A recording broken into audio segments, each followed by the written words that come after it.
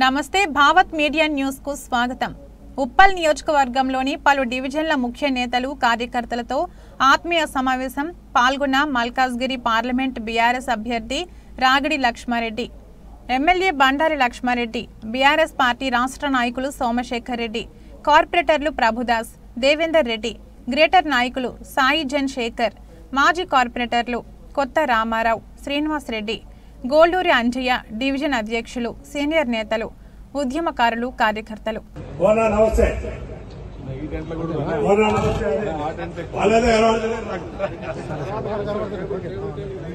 అందరికి నమస్కారం। ముఖ్యంగా నన్ను ఆశీర్వదించి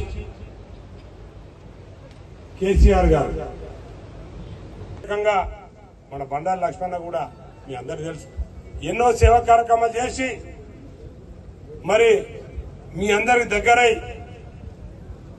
మీ అన్నలాగా మీ తమ్ముళ్లాగా మీతోటి మమేకమైపోయి మరి అతి త్వరలో మీ మన్నన పొంది మరి ఇంత భారీ మెజార్టీతో గెలిపించినందుకు మరి మీకు ధన్యవాదాలు। అట్లా నా గురించి కూడా మీకు తెలుసు,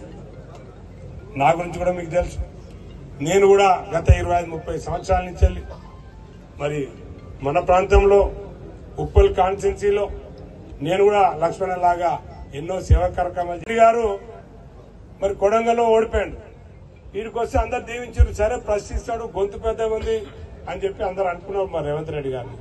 మరి ఆయన ఏం గొంతు పెద్ద చేసిండు, ఏం ప్రశ్నించిండు, మరి పార్లమెంటు ఎవరి గురించి ప్రశ్నించిండు, మన కాన్స్టిట్యున్సీకి ఎప్పుడన్నా వచ్చిందా, మన ఉప్పల సమస్యలు తెలుసుకున్నాడా, ఉప్పల్లో ఎవరితోనన్నా మాట్లాడిందా, ఎవరి దగ్గర వచ్చిందా, ఎవరైనా పిలిచిందా, ఏమీ చేయలేదు।